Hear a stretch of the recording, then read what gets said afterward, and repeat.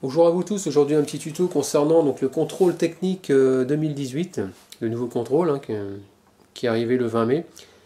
Donc je vais essayer de vous aider pour que vous puissiez réussir votre contrôle technique sans échec, on va dire. Donc c'est pas évident. Donc je vais vous dire les points de contrôle qu'il y a exactement. Et après en fonction de ces points de contrôle, je vais essayer d'argumenter en parlant de mes vidéos, en parlant de mon expérience, de façon à ce que vous puissiez arriver à diagnostiquer vous-même et à faire les réparations vous-même un peu avant le contrôle technique, parce que le problème c'est que quand le contrôle technique arrive, on va dire que c'est un peu tard, quoi. Donc on va faire un peu comme dans le transport, où on appelle ça, pas le contrôle technique mais les mines, on appelle ça prépamine, c'est-à-dire qu'on passe en crible le véhicule et on regarde ce qui ne va pas et on regarde certains points de contrôle justement parce que si on se pointe directement là-bas, en gros c'est comme si on allait à l'abattoir si on n'a rien préparé, quoi. Donc le but du jeu c'est que tout soit prêt pour y aller, pour éviter déjà un coût en moins, c'est-à-dire qu'une contre-visite c'est payant, ça il faut le savoir. Et le problème c'est que vous risquez peut-être la phase critique, c'est-à-dire de ne plus pouvoir rouler, quoi. Donc il vaut mieux pas attendre la dernière minute, il faut mettre ses chances de son côté dès le départ. Donc on a cette choix été mis en 3 catégories. Donc il y a ils appellent ça mineur. Donc mineur c'est des petites conneries qui mettent pas le véhicule en danger de façon immédiate. Donc ça c'est de la prévention, c'est de l'entretien, il n'y a rien de spécial. Ensuite vous avez qu'on appelle ça c'est pas critique, mais c'est on va dire des problèmes majeurs, mais qui peut nécessiter un danger. Donc ça passe en contre-visite. Et quand c'est vraiment critique, là c'est danger immédiat. Donc on vous donnera l'autorisation de repartir du contrôle technique pour aller jusqu'à un point de réparation. Mais surtout, après, il ne faut pas rouler, c'est juste la journée pour la faire réparer. Parce que si vous faites attraper par les forces de l'ordre, police ou gendarmerie, ça va vous coûter 135 €, risque d'immobilisation du véhicule, et puis vous avez tout à y perdre. Parce que à ce petit jeu-là, ils sont pas fins.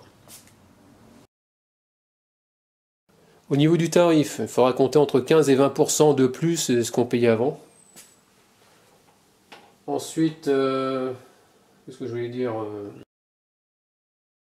Donc les points de contrôle qui seront effectués par les agents, hein. Donc on aura en 1, on aura la visibilité. Donc la visibilité, c'est lors du contrôle de visibilité du champ de vision. Donc c'est-à-dire, il ne faut pas que le pare-brise soit... Si vous avez un pare-brise pété, là dites-vous que c'est mort. Alors soit vous avez pris un gravillon, il faut le faire... moi je sais que pour pouvoir... Je crois que je m'étais tapé une contre-visite pour ça. J'ai dû le faire réparer. Et puis si c'est fissuré, bah là c'est mort. Là il faut le faire changer immédiatement, quoi. Sinon ça passera pas.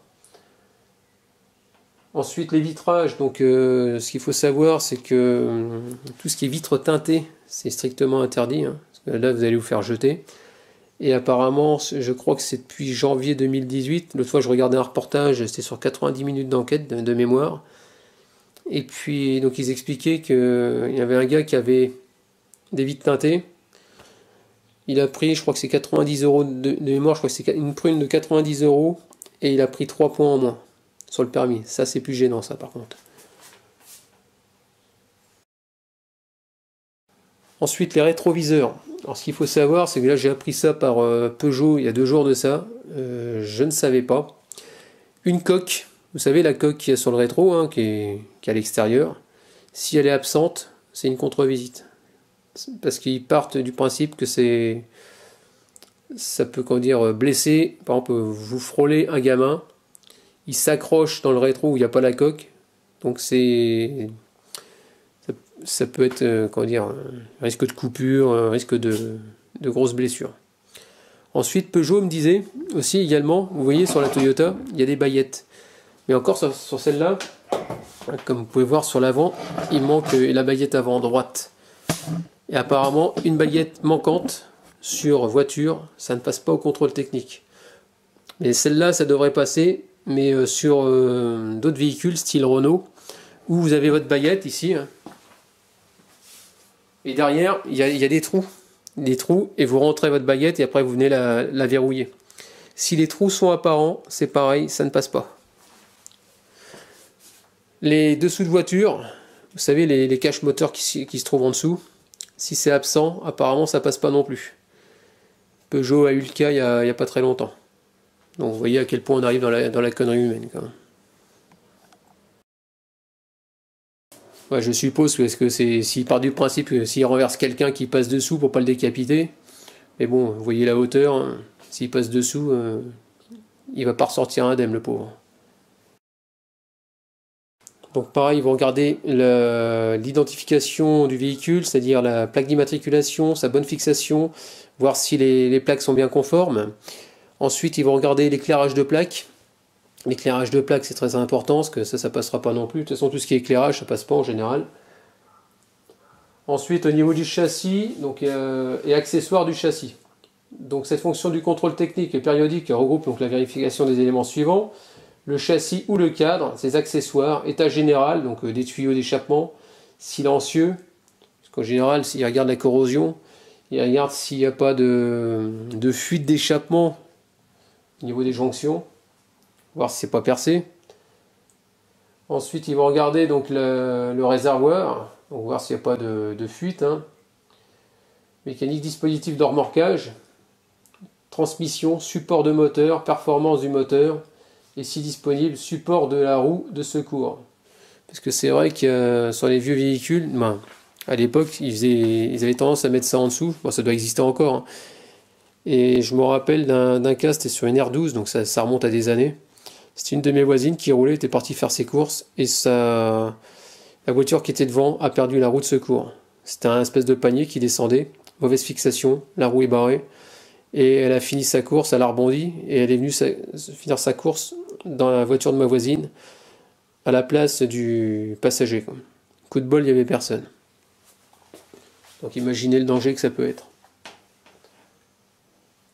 Ensuite, ils vont regarder donc la cabine, c'est une petite camionnette, hein, la carrosserie, état de fixation, les portes, donc état des portes, donc les baillettes, les fermetures aussi, fermeture, ouverture des portes, parce que ça c'est critique, hein. Si votre porte ne verrouille pas, ne ferme pas, quoi, ça veut dire qu'elle peut s'ouvrir à tout moment, perdre votre passager, un bébé, n'importe qui, quoi.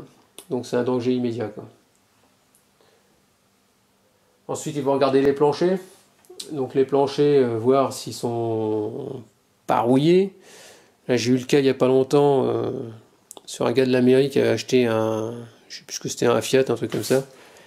Et il a acheté ça à une personne qui a, comme son joint de porte n'était pas étanche, qu'est-ce qu'il a fait? Il a percé un trou dans le plancher pour évacuer l'eau. Bah ça, je vous dis que si vous faites ça, ça passe pas au contrôle technique. Ils vont contrôler les sièges, commandes, le cas échéant, marchepied pour accéder à la cabine, tout autre équipement intérieur et extérieur, béquilles, garde-boue, repose-pied. Ensuite, les autres matériels. Donc les équipements vérifiés dans cette fonction sont les ceintures de sécurité. Donc ça c'est pareil que comme dans le transport. Il vérifie que toutes les ceintures verrouillent bien. Il les défont. Il vérifie que les enrouleurs fonctionnent bien. Ça c'est très très important. Et il vérifie aussi que c'est pas que le tissu de la ceinture de sécurité n'est pas découpé, parce que ça ne passe pas du tout. Moi j'ai eu le cas avec mon chien qui m'a mangé 2 fois ceinture avant droit et arrière droite de la Mercedes, coupé à la corde, il n'y avait plus rien, quoi. Bon, depuis je lui donne des croquettes, ça coûte moins cher. Ensuite, qu'est-ce qu'on peut trouver? Donc les autres matériels, donc l'équipement vérifié dans cette fonction, donc les ceintures de sécurité, système de retenue, comme je vous dis, l'extincteur. Bon, après ça, l'extincteur, je pense que c'est plus pour les véhicules lourds où c'est obligatoire. Après le système de retenue supplémentaire, SRS, les serrures, comme je vous disais, les serrures de porte, dispositif anti-vol, l'avertisseur sonore, donc le klaxon, il faut qu'il marche, sinon ça passe pas. Le tachymètre peuvent être contrôlés et si exigé. Les triangles de signalisation Ah oui, le triangle de signalisation doit être dans la voiture, logiquement. Stabilité. Et que le compteur kilométrique, forcément, il doit fonctionner également, quoi. Ensuite, pour les nuisances, donc là c'est une nuisance sonore, donc on parle bien du moteur, hein. Lors du contrôle technique périodique, plusieurs éléments de direction sont vérifiés. Sont ainsi contrôlés l'état mécanique, état de la direction, les fixations du boîtier de direction, état de fonctionnement de la timonerie, direction assistée. Dans le cas des remorques, la plaque tournante de l'essieu directeur. Donc on parle du, comment dire, au niveau de la direction. Ce qu'il faut savoir, parce que eux, ce qu'ils vont regarder, ils vont avoir un coup d'œil déjà sur votre volant, si le volant il est déjà bien centré. Ça permet de voir au coup d'œil si votre parallélisme il a pris un coup ou non. Déjà, on peut déjà déterminer par rapport à ça.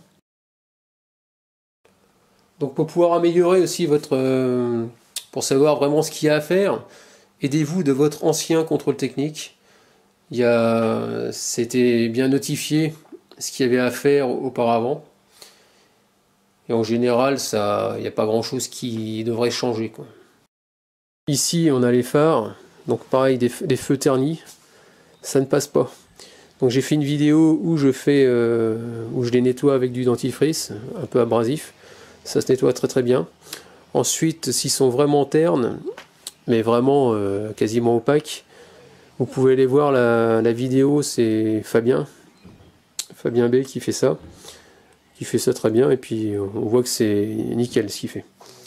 Avec une machine et puis du produit. Allez le voir, une bonne vidéo. Ensuite, donc on va faire côté carrosserie pour l'instant. Donc les vitres, donc vous vérifiez que toutes vos vitres montent et descendent, c'est important. Ensuite, vous vérifiez que au niveau de l'habitacle, que toute la climatisation marche, la ventilation tourne, le désembuyage, vous vérifiez tout ça. Si ça ne marche pas de panique, c'est sûrement en général, ça peut être qu'un fusible, hein. Je vois pas trop ce que ça peut être d'autre. Ensuite, si vous avez des problèmes, par exemple, au niveau des vitres qui montent pas ou qui restent en bas, par exemple, ou qui ont du mal à monter, ce qui peut se passer, c'est votre lève-vitre qui est foutu, tout simplement.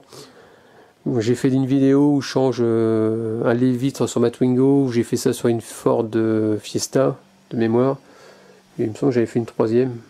Enfin bref, vous pourrez voir, c'est un peu complexe à faire, mais c'est faisable.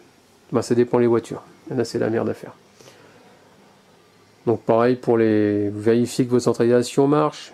Donc les ceintures de sécurité, comme je vous ai dit, les enrouleurs, que ça clipse bien. Ensuite, vous testez vos feux. Donc les feux de route, les feux de croisement, feux de position. Ensuite, je vais vous montrer un truc au niveau des ampoules, parce que un phare mal réglé, vous allez vous faire jeter. Et ça, c'est pas bien, parce que des fois, on fait pas gaffe. Regardez, vous voyez l'ampoule dedans, et suivant comment on la met, des fois, au lieu d'éclairer normalement, elle a tendance à remonter un peu haut. Ça fait qu'il y a un phare qui éclaire bien, et celui-là, vous allez aveugler les gens. Il faut savoir une chose, c'est qu'il y a une position de vos ampoules.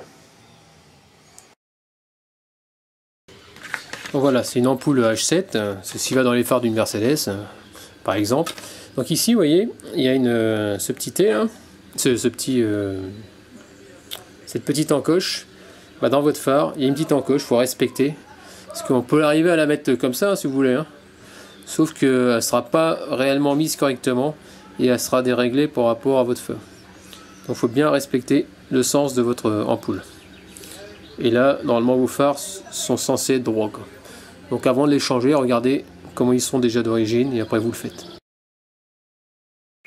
Donc voilà, ça y est, j'ai caché ma plaque pour une question de discrétion quand même. Et donc ici, vous avez donc votre éclairage de plaque. Dedans, c'est des ampoules. Et souvent, ce qui peut arriver quand ça marche pas, ça peut être, il y a 3 solutions. Une première, c'est une ampoule qui est grillée. Deuxième, ça peut être si ça marche pas, vous regardez au niveau de la platine, là où vous venez mettre votre ampoule, parce que c'est des ampoules longues en général, vous regardez, souvent c'est oxydé. Ça peut arriver. Si c'est oxydé, vous grattez un peu de vinaigre autrement.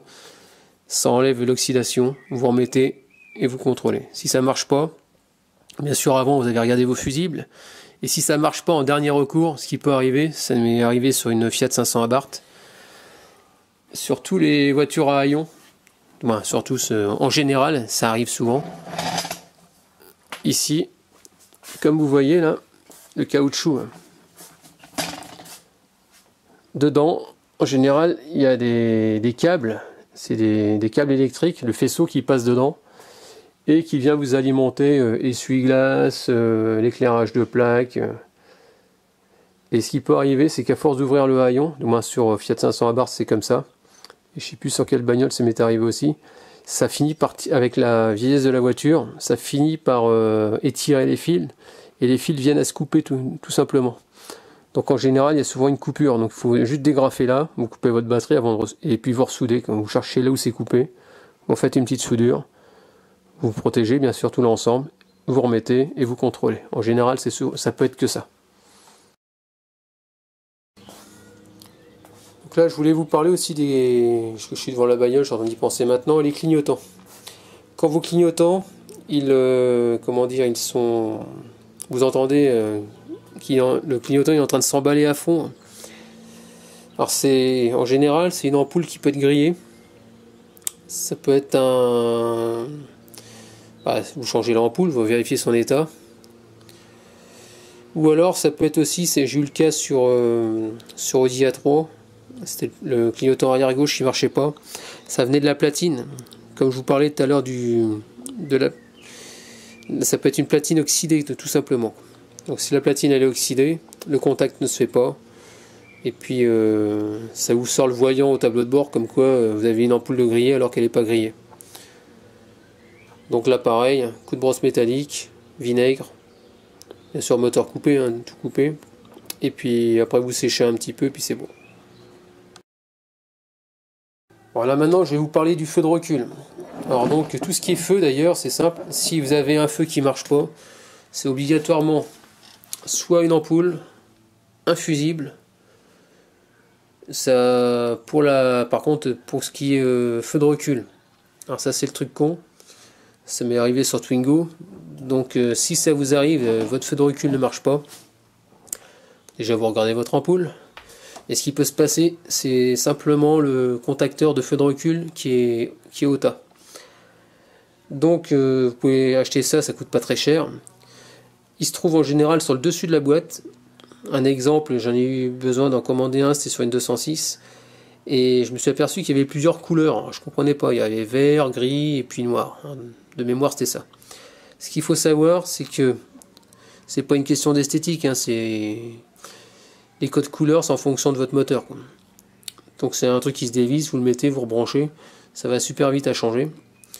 Et souvent c'est le contacteur qui s'envoie en l'air, et c'est pour ça que votre feu de recul ne marche pas. Et ça passera pas.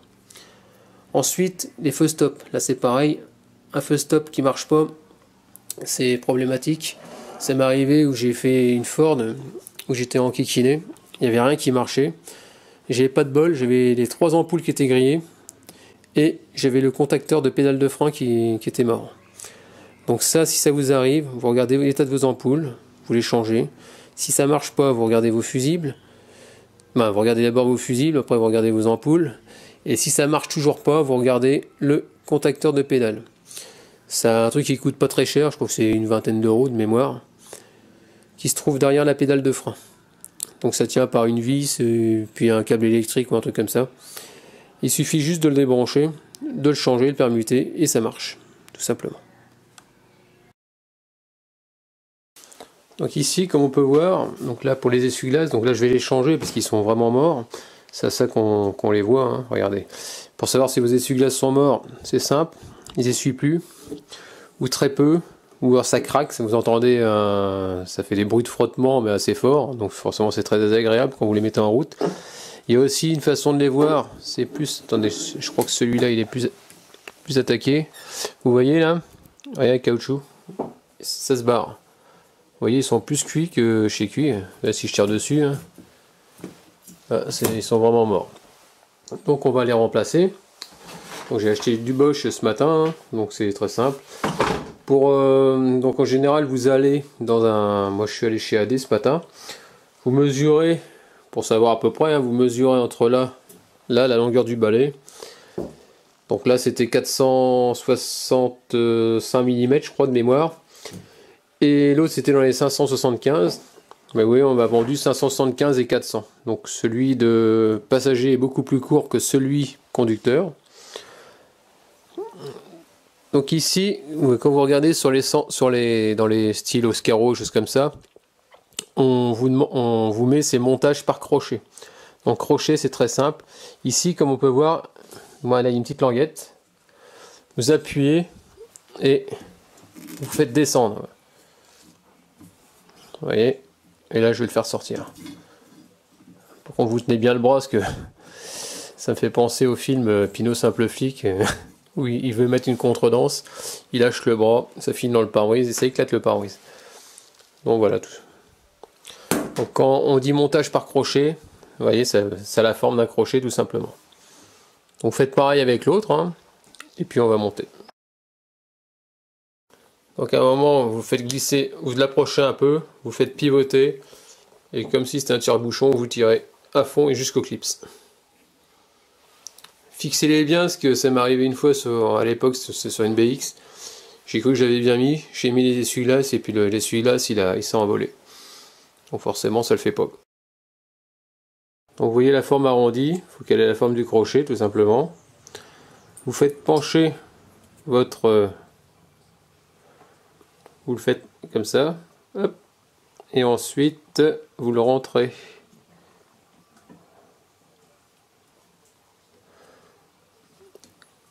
Vous voyez, vous faites pivoter comme ça. Et vous le faites, voilà, comme ça, vous voyez. Pour qu'il puisse rentrer. Et après, vous poussez jusqu'au bout. Vous avez entendu le clic? Et vous rabattez.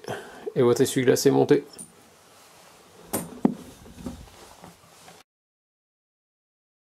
Donc voilà, ils vont contrôler donc votre pompe de direction assistée, déjà pour commencer, voir s'il n'y a pas de la...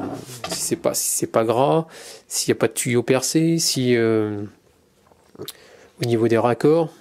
Donc ils vont regarder tout ça. Ensuite, ils vont regarder votre crémaillère. Alors, la crémaillère, ils vont regarder une chose très très importante. Attends, donc vous voyez le soufflet. Donc eux, ce qu'ils vont regarder, ils vont regarder l'étanchéité. C'est-à-dire que le soufflet, ils vont regarder son état, voir s'il n'est pas percé. Mais ce qu'ils vont surtout regarder, c'est si c'est bien étanche. Parce que ce qui peut se passer, c'est que, comment dire, vous avez vu, il y a un bocal d'huile de direction assistée. Cette huile-là, elle sert à faire manœuvrer votre crémaillère. Quand vous tournez vos roues, ça actionne là-dessus, et c'est un vérin qui est à l'intérieur de la crémaillère. Et si le vérin il a un problème d'étanchéité, c'est-à-dire que l'huile de direction assistée va se barrer et elle va sortir par où? Par vos soufflets. Donc en général, quand vous avez l'huile qui sort par là, votre crémaillère est foutue. Ça coûte une blinde.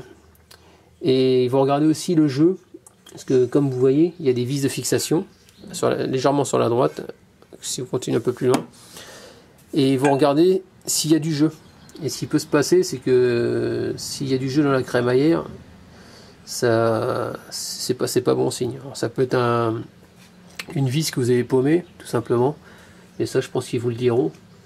Et après, juste au-dessus, c'est relié à la colonne de direction, tout simplement, quoi. Donc, entre la crémaillère et la colonne de direction, il y a souvent une partie, soit en général, c'est des cardans, c'est un genre de cardan. Moi sur Seat c'était un genre de cardan et qui à force ça peut prendre du jeu, quoi. Sur les vieilles voitures comme en 86, c'est un exemple, une BX, c'est un accouplement élastique.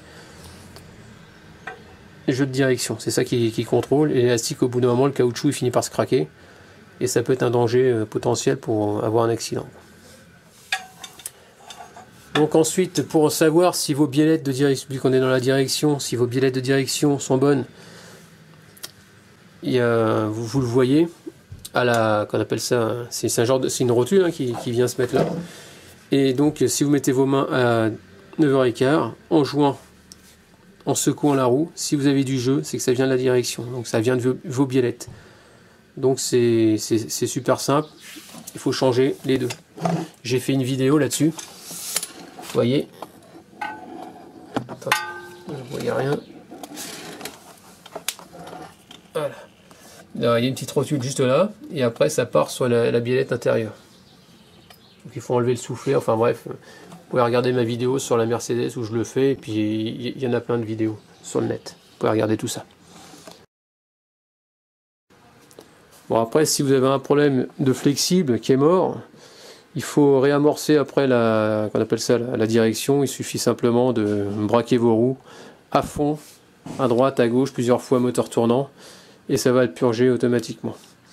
Ensuite, ce que je voulais dire pour ceux qui ont des Mercedes comme la mienne, si un jour vous vous dites que vous avez un problème de direction, c'est-à-dire ça vous fait des grosses saccades dans le volant alors que il n'y avait rien de spécial, ne venez pas changer votre pompe de direction assistée, hein, c'est juste les galets tendeurs, un rouleur et courroie à changer.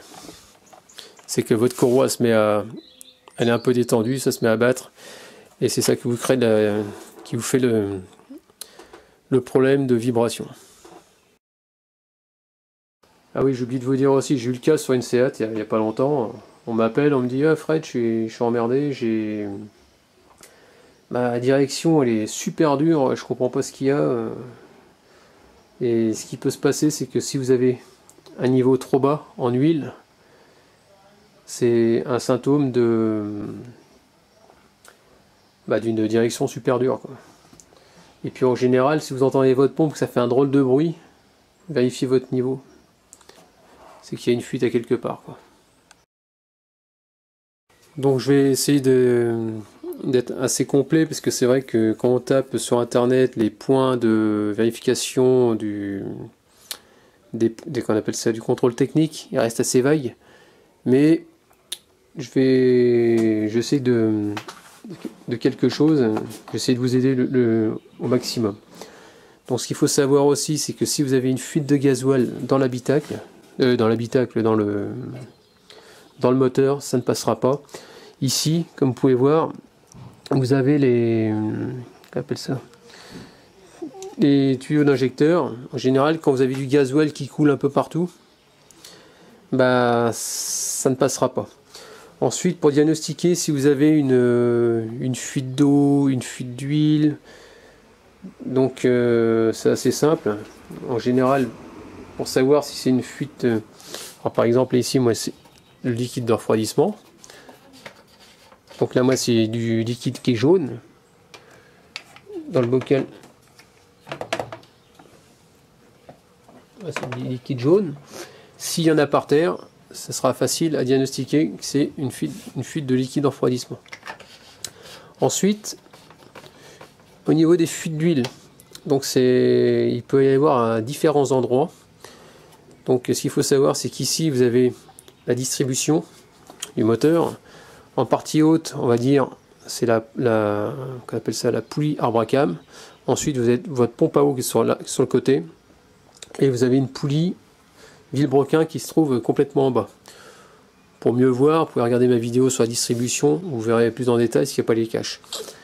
Donc ce qu'il faut savoir, c'est que en haut, il y a des joints spi arbre-à-cam, joints spi vilebrequin. Ouais, joints spi ça coûte pas cher, mais ce qui se passe, c'est que pour pouvoir les changer, s'il y a une fuite, il faut tomber la distribution. Et forcément, ça a un coût assez élevé. Donc au contrôle technique, les fuites, ça ne passe pas. Donc si vous avez une fuite le long du carter à droite, c'est pas bon signe, c'est joint spi. Ensuite, ce qui peut se passer, c'est que, comme je vous parlais tout à l'heure du liquide de refroidissement, ça peut être très simplement une durite, et par contre, ça peut être aussi la pompe à eau qui se trouve derrière la distribution. Et ce qu'il faut savoir également, c'est que la pompe à eau, ça change à chaque fois qu'on fait la distribution, parce que ça peut pas faire deux cycles. Et il y en a s'ils négligent ce truc-là, le problème c'est que ça risque de fuir à un moment ou à un autre. Et donc vous allez vous retrouver avec une fuite d'eau et ça ne passera pas. Ensuite, au niveau de l'huile, vous avez votre huile moteur Et quand vous faites votre vidange, en dessous, vous avez le carter d'huile avec le bouchon et le joint. Vous vérifiez qu'il n'y ait pas de, que ce soit pas gras à ce niveau-là. Votre filtre à huile, pareil, vous regardez si ça coule pas. Voir si c'est bien étanche. Ça vous permet déjà de diagnostiquer déjà avant d'y aller, quoi. Ensuite, qu'est-ce que je peux vous dire d'autre? Ouais, donc le liquide de frein va être très important, quoi. Donc voilà, maintenant on est dans le... Ici nous avons le circuit de lave-glace. Ce qu'il faut savoir, c'est que le lave-glace, s'il n'est pas fonctionnel, ça ne passera pas non plus. Donc ce qui peut se passer, c'est que il y a beaucoup de personnes qui me disent « Ah, ma pompe, elle marche pas ». Et j'ai rien qui arrive au niveau des essuie-glaces. Ce qu'il faut savoir, c'est qu'au niveau des essuie-glaces, je vais vous montrer juste après. Enfin, je vous montrerai tout à l'heure. D'abord, je vais parler du bocal. Le bocal, il peut être fissuré. Ça arrive. Une pompe qui marche pas, des fois c'est tout con. C'est juste un tuyau qui est juste débranché. Ou un tuyau percé. Pour le démonter, c'est très simple. Vous enlevez un passage de roue. Ça tient par 2 vis. Vous tombez tout l'ensemble. Et puis, l'idéal, c'est de le retirer complètement. Vous le mettez dans un évier.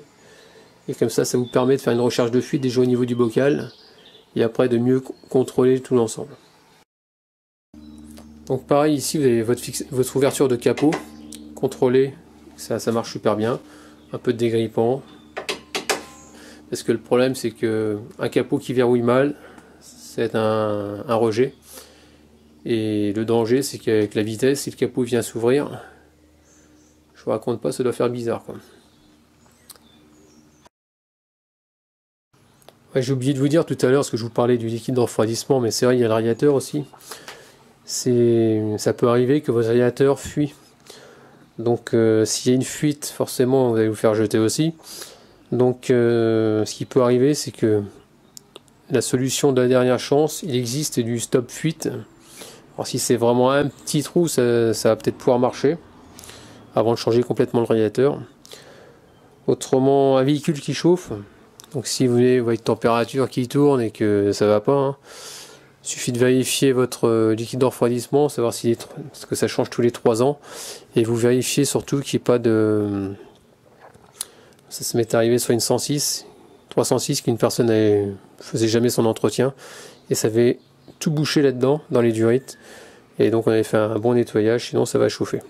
Et là c'est pareil, s'il y a un voyant stop qui s'allume parce que le moteur est en surchauffe, vous allez vous faire allumer. Parce qu'il ne faut aucun voyant au tableau de bord. Donc ici, j'ai oublié de vous dire, donc niveau, ici vous avez là où il y a ma main, juste en bas, c'est le cardan, là vous voyez le soufflet au fond, hein. C'est votre cardan qui est relié à la boîte. Et ce qui peut se passer, c'est vous voyez le soufflet, derrière c'est une rotule, et ça rentre dans la boîte.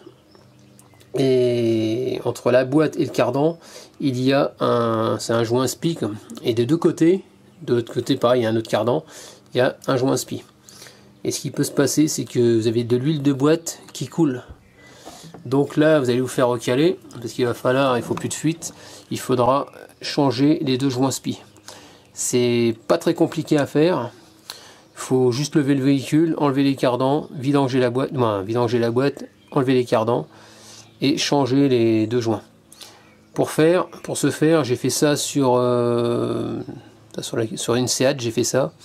J'ai fait ça sur celle-là, sur Toyota, de mémoire. Et puis voilà, quoi. Donc comme ça, si vous voyez une fuite de ce côté-là, c'est de l'huile de boîte.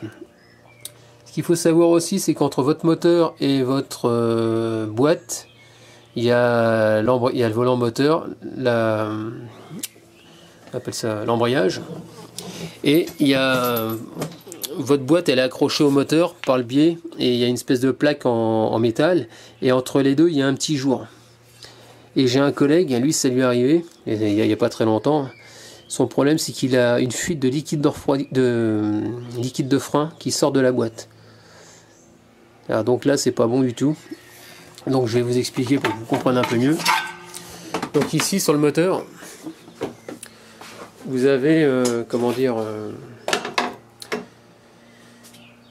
sur Toyota, c'est un récepteur hydraulique. Ce récepteur hydraulique, il joue sur une fourchette. Quand en gros vous débrayez, ça actionne un récepteur, un petit vérin, qui vient jouer sur une fourchette et qui fait bouger votre butée d'embrayage. Et donc le récepteur, moi, il est accessible ici. Il tient par quelques vis et je peux l'avoir. Mais sur certaines voitures, comme sur Audi par exemple, Audi A3, sur, lui c'est un Renault Scénic, apparemment c'est comme ça aussi, c'est le même système. C'est une butée qui se trouve hydraulique, qui se trouve à l'intérieur de la boîte, et qui n'est pas à l'extérieur. Et le problème c'est que c'est une pièce en plastique avec du métal et un ressort, et ça vient, comment dire, à fuir par là, et donc l'huile elle coule en goutte à goutte, et ça fait baisser son niveau au niveau du bocal. Et donc bilan, si elle passera pas au contrôle technique, parce qu'ils verront qu'il y a du liquide qui coule par là. Donc il est obligé de changer, quitte à démonter la boîte, il sera obligé de changer son embrayage et sa butée. Sachant qu'en plus ça coûte pas très cher, ça vaut une cinquantaine d'euros. Mais là à faire, pour lui ça va être un bras. Donc maintenant, tout à l'heure j'étais dans les freins, donc on va continuer dans les freins. Ici donc ça c'est vos flexibles de frein. Donc vous voyez, ici ils sont rainurés. Il suffit de les nettoyer, regardez, voir si vous voyez pas de petits craquements. Bon, apparemment ils ont l'air d'être bons. Et s'il y a des craquements, ça veut dire que c'est susceptible de péter à un moment ou un autre. Donc il faudra les changer. Ça vaut une quinzaine d'euros de mémoire. Et c'est pas compliqué à faire, quoi. Il faut juste dégrafer, desserrer, puis après repurger derrière. Pour ça, vous pouvez voir mes tutos concernant les purges de frein, purges d'embrayage. C'est avec le même matos, où j'ai fait ça sur plein de voitures. Donc vous pouvez aller sur mon canal blog, aller voir, vous tapez dans le moteur de recherche, par exemple, purge de frein ou des choses comme ça, et vous devrez arriver à voir les vidéos facilement. Ensuite, au niveau des disques. Les disques, c'est simple, soit c'est complètement bouffé ici. Je vais baisser un peu mieux. Donc là on va contrôler les disques. Les disques donc ici ils sont pas bouffés parce que les plaquettes elles sont bonnes. Ce qui peut se passer c'est que vos plaquettes, si elles sont sur la ferraille, vous allez niquer vos disques et c'est pas bon. Là par contre mes disques on voit qu'ils sont un peu usés. Parce qu'ici quand je passe l'ongle, je sens que ça commence à se creuser. Mais il reste encore un peu, je pense que je les ferai au prochain jeu de plaquettes. Ça vous pouvez contrôler, parce que ça visuellement, contrôle technique, ils vont bien le voir s'ils sont morts ou pas morts. Les plaquettes, c'est très simple. Il suffit de regarder mes vidéos où je change des plaquettes, des disques et j'explique tout. Je vais pas m'attarder là-dessus. Ensuite, qu'est-ce que je voulais vous dire, les amortisseurs. Bon, les amortisseurs, toujours dans les freins. Si vous êtes inquiet, vous avez vos plaquettes, vous entendez couiner, ça peut être deux choses. Soit vous avez de la poussière, donc vous avez roulé, et puis vos freins sont encrassés. Un coup de soufflette, vous nettoyez tout, contrôlez. Ça fait des petits couinements. Ensuite, vos plaquettes, si elles sont mortes, ça va bousiller vos disques. Ça va faire un bruit de ferraille, mais assez conséquent. Donc là, c'est plutôt inquiétant. Mais il peut arriver aussi d'y avoir des couinements avec des plaquettes neuves. Ensuite, ce qu'ils vont regarder, c'est vos triangles. Donc les triangles, c'est cette pièce-là, en bas. Là. Vous voyez la biellette de direction, la partie noire qui est juste en dessous. Donc là, il y a des silent blocks dessus, ils vont contrôler. Ça fait partie du train avant. Ensuite, ici, ils vont contrôler. Donc ça, c'est les biellettes stabilisatrices. Ils vont contrôler au niveau des joints, pas des joints, des soufflets. Donc ça, c'est un œil. Vous pouvez regarder ça visuellement. Leur état, voir s'il n'y a pas de jeu. Les biellettes en bas, elles sont accrochées à votre barre stab, c'est celle-là. La barre stab, elle est fixée par des paliers sur le berceau. Et là, s'il y a des couinements, il y a du jeu, ça sera facile à voir. Il y aura les paliers, les caoutchoucs seront un peu bouffés. Et votre barre stable, elle sera, si vous avez un tube qui est comme ça, vous verrez, elle sera bien marquée. Ça, c'est à force de prendre des ralentisseurs, ça a tendance à marquer plus facilement. Donc à l'avant comme à l'arrière. Pareil, j'ai fait ça sur ma Mercedes C200, vous pouvez regarder où je démonte les paliers plusieurs fois. Donc c'est toujours à peu près pareil pour toutes les bagnoles, quoi. Et les caoutchoucs, ça vaut une quinzaine d'euros à peu près. Donc voilà pour ça. Ensuite les amortisseurs. Donc ça, les amortisseurs, ça ils vont vous le dire. Donc les amortisseurs, bah, vous pourrez voir mes vidéos où je fais je change les amortisseurs sur une Polo, sur Mercedes, sur Fiat 500 Abarth, bon, un peu sur pas mal de bagnoles maintenant. Et c'est toujours le même principe. Donc ici vous avez donc l'amortisseur complet. Et pour savoir si vos amortisseurs sont foutus, c'est à peu près simple. En général, quand vous vous appuyez sur la voiture, c'est censé remonter. Si vous voyez que ça commence à pomper, c'est qu'il y a vraiment un souci. Vous allez vous en apercevoir si vous prenez une courbe. Par exemple, moi les miens ils étaient morts, et quand je me lançais à 90 km/h, 90-100 dans une courbe, j'avais tendance à m'envoyer un peu sur l'extérieur, quoi. Et j'avais du mal à la tenir, quoi. Ça c'est un signe de faiblesse. Ensuite sur des qu'on appelle ça, sur des amortisseurs arrière, vous allez voir, il y a une espèce de cache-poussière, et s'ils sont morts, vous allez voir, il peut y avoir de l'huile qui sointe. Ça c'est un signe aussi. Et ça peut être aussi un signe quand vous avez le cul de la voiture qui commence vraiment à descendre, c'est pas bon. Donc voilà pour ça. Donc ce qu'il faut savoir, donc au niveau des amortisseurs, donc je vous ai parlé qu'en s'appuyant sur le véhicule, le phénomène de pompage, ça peut faire qu'un amortisseur peut être fatigué. Mais il n'y a pas que ça. On peut le déterminer qu'un amortisseur est fatigué par rapport au bruit. Donc je m'explique. Donc ici vous avez votre amortisseur par lui-même qui est là. Ici c'est la coupelle inférieure. Bon, celle-là elle est fixe, elle fait partie de la tige de tout l'ensemble. Mais ce qu'il faut savoir, c'est qu'au-dessus il y a une autre partie. Donc il y a le ressort. Le ressort, donc il a dans la butée, je vous invite à regarder ma vidéo. Par exemple sur là où je vous montre bien, c'est sur un petit amortisseur de Polo où on voit bien où j'explique que le ressort il a une empreinte à un endroit, il doit rentrer pile poil dedans. Et ce qui peut arriver, ça m'était déjà arrivé sur Mercedes où j'ai pris un ralentisseur un peu fort, c'est vrai que ça devenait bruyant. Pourquoi? Parce que le ressort a glissé dans la coupelle inférieure, il s'est vrillé de 4 cm environ vers la droite, et ça fait qu'on peut avoir un bruit anormal. Mais ça c'était vraiment occasionnel. Mais vous pouvez avoir des bruits de grincement quand vous tournez. Donc en partie entre la carrosserie et votre coupelle supérieure, il y a une pièce en caoutchouc, ça s'appelle la butée.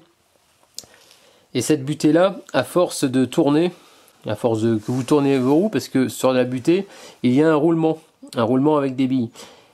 Et donc c'est ce qui s'est passé sur la Polo que j'avais fait il n'y a pas très longtemps. Les amortisseurs étaient vraiment secoués de chez secoués, et on voyait que il y a tout l'ensemble qui bougeait, et la butée, quand j'ai tout retiré, il y a toutes les billes qui sont barrées du roulement, quoi. Donc ça, on peut l'entendre, ça fait beaucoup de bruit.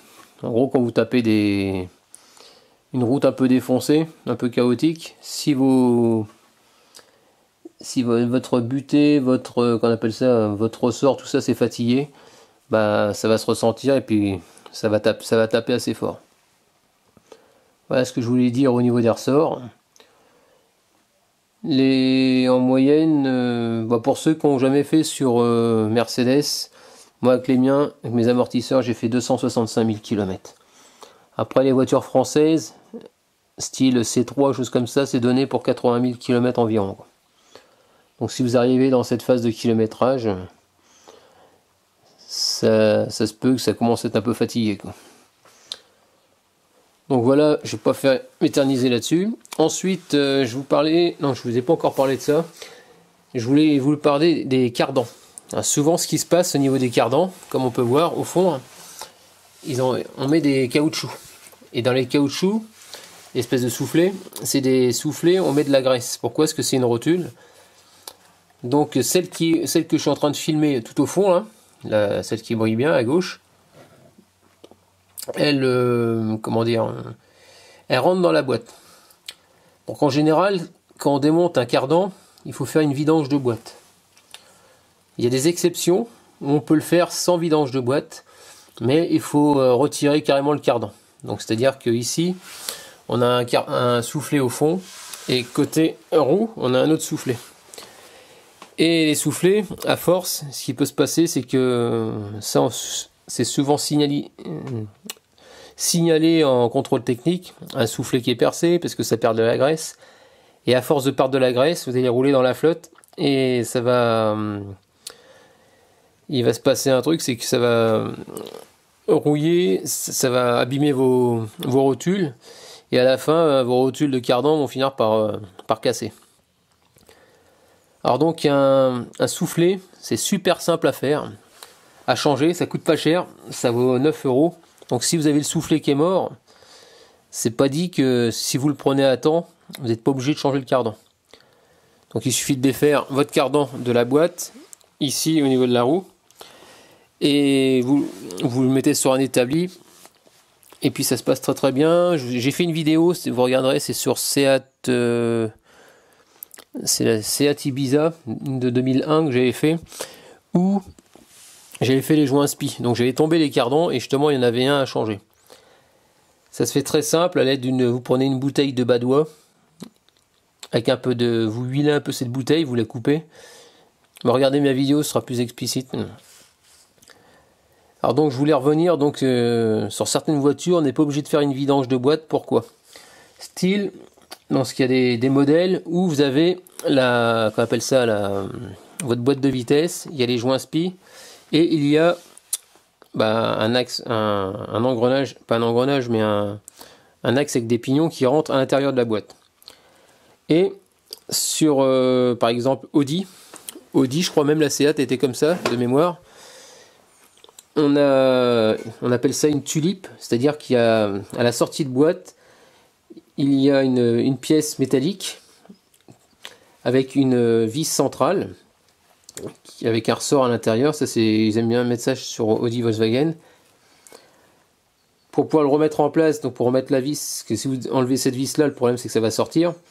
Mais ça, il faut faire ça, vidanger votre boîte. Mais par contre, si vous voulez juste sortir votre cardan, et comme on appelle ça une tulipe, elle rentre, elle est étanche, elle est vissée avec une vis centrale. Et il y a c'est une platine avec des trous. Et votre cardan re-rentre dedans. Et vous serrez une autre platine. Et ça fait en gros, ça fait une boule. Et vous n'avez pas à vidanger, quoi. Vous séparez, en gros, vous désolidarisez votre cardan de la tulipe sans besoin de faire une vidange, quoi. Donc si vous avez une Audi, vous ne serez pas obligé de le faire. Donc voilà ce que je voulais vous dire. Donc un soufflet, ça vaut 9 € à peu près, sur Oscaro de mémoire, et à changer, ça va assez vite à faire. Donc pas de panique, si ça vous arrive, il vaut mieux le faire assez rapidement, quoi. Parce qu'après le prix d'un cardan, c'est pas le prix d'un soufflet, quoi. C'est toujours pareil, quoi. Donc c'est pareil, au niveau des roues, ce que ça, ils vont contrôler, ils vont regarder, savoir s'il n'y a pas si les roues tournent librement. Ils vont regarder au niveau, en mettant leurs mains, comme je vous disais tout à l'heure pour la direction, s'il y a du jeu. Bon, s'il y a du jeu à 9h15, ça veut dire que c'est la direction. Si vous mettez vos mains à 6h et qu'il y a du jeu, en général, ça peut venir des roulements. Donc si vous avez une Mercedes, comme j'expliquais, c'est une Mercedes comme la mienne, c'est du conique. Il suffit de resserrer un peu les roulements. Et après le jeu il disparaît. Par contre sur une voiture où c'est des roulements ordinaires, là par contre là ça peut, il faudra sûrement les changer. De toute façon, ça fait un ronronnement. Quand vos roulements ils sont morts, ça fait un ronronnement. Donc c'est un roulement qui passe pas, à mon avis, qui tourne pas, ça va être problématique pour vous aussi au contrôle technique. Donc maintenant les pneus. Donc les pneus, ils vont regarder.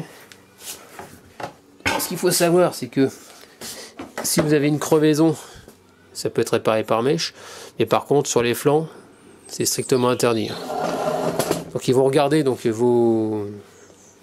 l'état du pneumatique, c'est-à-dire voir si le pneu il est bouffé à l'intérieur, à l'extérieur. Donc s'il est bouffé aux extrémités, c'est que c'est pas bon signe. Donc là, vous voyez, il est usé normalement. Et donc là, il n'y a pas de souci de ce côté-là. Ici, comme on peut voir, c'est les fameux témoins d'usure. Donc quand cette bande-là, elle arrive au même niveau que l'autre, ça veut dire que là, c'est fini pour vous, il faut changer. Sinon, je me souviens plus c'est combien du pneu. De l'amande, elle est très salée, plus le changement des pneumatiques. Et donc si vous avez, par exemple, le cas, je sais pas, vous avez tapé un nid de poule, vous avez vos pneus qui sont usés sur le côté, à l'intérieur, ça veut dire que votre parallélisme, il a un coup dans la tête, il faudra le faire réparer, faire un parallélisme et ensuite changer vos pneus. Ce qu'il faut savoir aussi, c'est que si vos pneus ont tendance à se bouffer plus d'un côté que de l'autre, c'est-à-dire souvent dans les ronds-points, ça joue énormément, ça les use un peu plus. Et ce que je voulais dire d'autre, c'est que je ne sais plus, ça va revenir. Ah, ça me revient, c'est qu'au niveau des... Quand vous tournez, quand vous roulez, si vous avez des amortisseurs de mort, si vous avez par exemple un triangle de mort, et que vous laissez comme ça, oh, ça fait du bruit, on s'y habitue, ça va vous mettre tout le train en l'air. Donc ça, il faut le savoir. Et donc au niveau des pneus, par contre, faites gaffe, parce que sur le net, j'ai vu une vidéo justement où il y a des gens qui retaillent les pneus voiture, c'est strictement interdit. Et puis le problème, c'est que les témoins d'usure, ils disparaissent, quoi. Et puis ils ont tellement coupé à la corde, c'est que le mec il va rouler avec, et puis il va se tuer avec, ça c'est sûr. Vous pouvez aller voir ma vidéo là-dessus, c'est vraiment un gros danger. Donc voilà, après vous démarrez votre moteur, vous vérifiez qu'il n'y a aucun voyant d'allumer, parce que ça passera pas, ça forcément. Alors après, si vous avez un voyant ABS, ça peut venir des sièges, quand vous mettez vos mains sous le siège, ou ça peut arriver que les fils sont coupés, ou créer des faux contacts, ça peut arriver. Et en général, si pareil ABS, si vous avez un voyant ABS, souvent ça vient du capteur, d'un capteur de roue qui s'envoie en l'air, tout simplement. Autrement, après, comme je vous dis, vous faites marcher vos commodos, vous contrôlez que tout marche, les appels de phare, que tout fonctionne. Et sur certaines bagnoles, quand les commodos sont morts, il faut tomber le volant et l'airbag. Pas toutes, mais certaines, style Mercedes, on est obligé. Et je sais plus, c'était une Renault, je crois que j'avais vu une fois, il fallait tomber aussi l'airbag. Il fallait tout tomber, tout le volant, quoi. Et un commodo qui marche pas, forcément, ça passera pas. Donc voilà. Bon voilà, terminé pour ce tuto, donc en espérant que tous ces petits conseils, ces petits tuyaux vous aideront à réussir votre contrôle technique sans faille. Donc c'est vrai que j'ai tourné maintenant beaucoup de vidéos, mais dans toutes ces vidéos, je pense avoir fait le tour de pas mal de choses. Donc n'hésitez pas donc à consulter, mais pour chercher plus facilement, n'hésitez pas à consulter mon canal blog, Frédéric Fred Sympa. Vous avez tous les liens, donc vous regardez par marque, et si vous ne savez pas trop, vous faites dans rechercher, et vous trouverez normalement votre bonheur. Il suffit de suivre pas à pas ce que je fais, et normalement ça devrait bien se passer. Donc n'hésitez pas à essayer de vous lancer vous-même, parce que c'est pas très compliqué. Si vous essayez de démonter par exemple des choses et que vous n'y arrivez pas, n'hésitez pas à prendre des photos. Avec des photos au moins au démontage, et vous verrez, ça se passe super nickel. Bon je vous dis à très bientôt, et puis à plus, ciao.